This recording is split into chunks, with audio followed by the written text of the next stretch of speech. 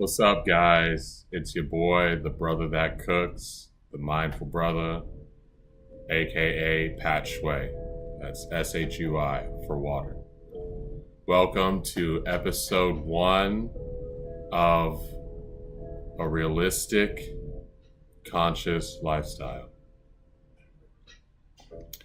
So, what made me start doing this is because I saw myself having this platform that's growing, the brother that cooks and the mindful brother, under my umbrella, Prana Creative Solutions, and I found myself in a place of dishonesty and losing integrity with myself because just like all of us, the influence on social media on my subconscious mind and what it was doing to me and how I was playing out. Because for just to be like 100% real with y'all, I did some of the quote posts because I did a quote and then I was like, oh wow, that got a lot of traffic to it, even more so than the food I make or the yoga poses. Even though that was, you could say, the foundation of my channel initially. And then I had one that basically, for me and where I am in my growth, it went viral per se, and I got the amount of likes and traffic that was the same as my following. So I was like, whoa, I should just be doing this all the time. And from that, I lost integrity. And because I reflect a whole lot, it's because I was just chasing the attention instead of staying at a place within myself. And then naturally what happened was I was honest with what I said, but it was like I was taking away from the food I was making and from the yoga poses and from even just talking more about yoga too, because that's something that I enjoy. And if anything, I haven't talked as much about because there's this weird sense of me that feels as guilt because I don't have a YTT or a RYT or whatever the letters are called, that when it comes to yoga, I can't really say anything about it because I don't teach yoga classes yet. And, I've only been doing yoga all the time for about a year. But at the same time, the more I learn about yoga, it seems like it's really more about the lifestyle and not just the poses and the looking good and honestly petty shit like that, but it's about being able to flow through the obstacles of your life and being conscious about how your breath affects your mood and your perception of reality. Because if you think about it, when you panic or when you're stressed or when you're anxious, you're really breathing from here up, it's very shallow breathing. But think about when you're going to sleep or when you laugh, things like that. It's like you can see the chest come up, like you're really breathing deep. That they call that belly breathing. When you find yourself calm or just when you're stressed out, and you do this entire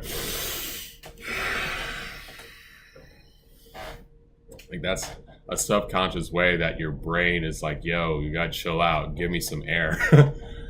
For real. But the more I learn about it, the more I feel this need to talk about it and be realistic about a conscious lifestyle. Because I really feel like on social media, it really makes us feel like we have to show the highlight reel. And of course, yes, some stuff is edited, but I mean highlight reel as in you have to show the best parts of your life and you don't show the valleys in between, because that's why we're all low-key depressed from being on social media too long. Because your mind, yeah, you know it, you see all the facts, you see all these articles all the time, but your brain's a computer. The brain is a computer. Depending on what inputs you put into it is the output that you experience. So by looking at all the stuff all day, by default, your brain's going to think oh, this is what everybody else is doing behind me. So you're going to have this small pit in your stomach wondering why you don't feel fulfilled, even though you've accomplished many things every day. And I saw that with myself, or when it came to being conscious about my posting, I've been low key pretty stressed out lately, just to be honest, because I'm creating my course Raw 21. And with that, I'm contacting different affiliate marketers to help me out with this, to get it to as many women, to help them de-stress and find the root of their anxiety in their lives, and writing the curriculum for this. And I'm teaching a class in India in 2 weeks. And I also picked up a job where I work from midnight to 10, and then I teach lessons, swimming from 4 to 8 p.m. And just to be honest, yeah, that workload for some seems like nothing, but to me, it's somewhat stressful. But if anything, at the same time, it's helping me prioritize my time and become more efficient with what I was doing. Because ironically, before I was picked up that second job that I'm doing, so that way I could pay for my marketing, so I could support myself, so I can really pay off my debts, because I'm living with my parents right now, and I'm not ashamed to say that, because you got to take some L's to win sometimes. Sometimes when you win, you really lose, and when you lose, you really win. What I mean by that is, when I look at other people my age, I'm 23, a lot of them, they live in an apartment, they do this stuff, they have this really lavish lifestyle. But for me, understanding business, that's eating up 100% of their income. And it's trapping them into this lifestyle of being dependent on a job in order to maintain this lavish lifestyle, while you still have all these debts and everything else, and giving you no flexibility mentally or physically with a P, and physically with an F, to really do anything besides just go to that place and slave your soul away for 40 hours or more a week, while you wish you could have done something that could have been done if you just deal with the frustrations of moving back home and healing the relationship with your family. Because that's the big reason why I did it. Not just the monetary reasons, but because I had, not damaged, but I needed to work on the relationships I had with my parents, especially because my growth in college and the experience I had through really major depression and just being away from home for 4 years. It wasn't like a homesick thing, but it was just, as I grew, I realized that, I really do need to have a solid foundation with my parents, because psychologically and spiritually and physically, it's very important with moving forward. Because if you don't have a healthy relationship with your parents, it's going to manifest in other relationships with males and females in your life, because that's just how your brain works. To be completely straight up with y'all, I had like this weird reputation in college about oh yeah, all the people with daddy problems come to you or whatever. But it's because I was attracting people into my life because I had daddy issues myself, in a strange relationship with my father. So naturally, I attract partners that had estranged relationships with their father. It's just that simple. And that's what I mean being realistic consciously. Because what I see all the time in this conscious community that honestly, it frustrates me, is that it's conscious living, I do all this stuff, I know all these things, I'm more conscious than you. And it's to me, it's another level of sleep, because you're so conscious, you just became aware that you're really not as aware as you think you are. Or I see this in the more cultural conscious communities, or especially in the Black conscious community, just to call them out real quick, is that it's almost talking about the suffering and all the police violence and the inequality is somehow being conscious. Yes, you're aware of it, but when I see this entire thing, when it's yes, you're conscious of it, but then you become unconscious about how much feeding into that energy manifests in your own life and creates more of an unnecessary struggle than it needs to be. Because what you focus on becomes your reality. What you resist persists. So by accepting that as your reality, that's the cards that you have been dealt in this life that you play, and this character that you play, that's the cards you're dealt. That's the journey that you face.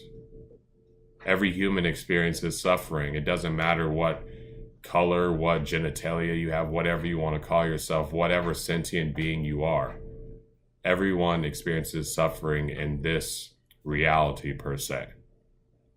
I'll get more to that later, but it looks different for everyone else. But just because one person might have to worry about what they drive and the other person, they might make good money or whatever, but one of my friends actually told me, it's like, yeah, people think that when you have all this money, it solves all your problems. But in reality, what it does, it just makes it easier to find things that depress you.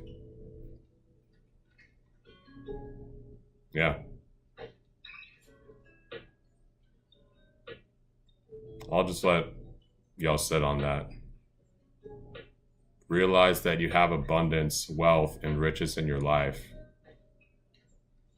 And just because it doesn't have a dollar sign to it doesn't mean that it is not abundance.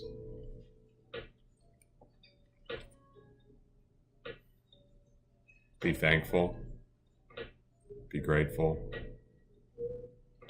Because, believe it or not, others would desire what you have.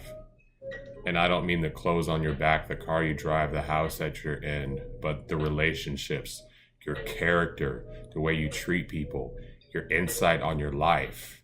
That is what people desire. That is what people want. They give a fuck about the car you drive. If anything, what they're more interested in is that feeling in your aura and your presence after you park and you pull up and the way you talk to them. That's more really what it is, but they think it's the car, they think it's the house, they think it's the clothes, they think it's the partner. Nah, it's your vibe, it's your energy. Because at the end of the day, we're all energy. We're moving into the Satya Yuga, the age of energy. And one of my duties is to help with that transition. By talking about energy and bringing it out of this new age fluff that it's just, oh yeah, feel the energy. No. Law of cosmic magnetism. Everything is electromagnetic in its nature. Every single thing. Even when you look at human behavior, or you look at like Maniac, that's a really nice Netflix show. Or just, Google like electromagnetic radiation effects on consciousness and reality perception. Like really, like Google that. And rewind, because I talk fast when I plug in. So, like, really look into that, because the way magnetism affects your reality, it's mind-boggling. You realize how much is dependent on these poles that we have. The poles that we have are masculine and feminine polarities, and the positive, negative poles of the earth and everything else. Or when you look at the vibe you have, like a vibe is a different way of, like I like to say, your frequency, the note that you carry. Because when the universe, they talk about like different things like that, it comes to, I'm done with this.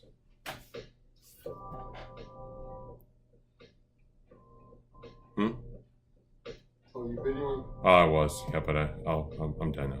I'll be quiet. Yeah, but on that note, what? I think you focus on. See, I cut that out, but isn't it interesting? Like, look at your own life for this. Isn't it interesting that really once you get talking into something that's of a really more metaphysical, spiritual nature, something that's truly awakening, something always comes in and interrupts you? It's not a coincidence. It's a natural occurrence. Because when you see all this stuff, when they're like, oh, the planet wants you to awaken, no, low-key it kind of doesn't, because what the matrix is, the matrix and the Gaia consciousness is exactly the same thing. It's exactly the same thing. When you say you want to exit the matrix, oh, love Gaia, well, how could you exit the thing that you seek towards?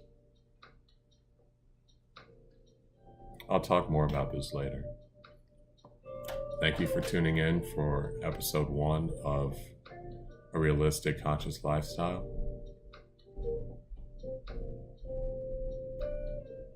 See you on the next episode. Have a nice day. and namaste.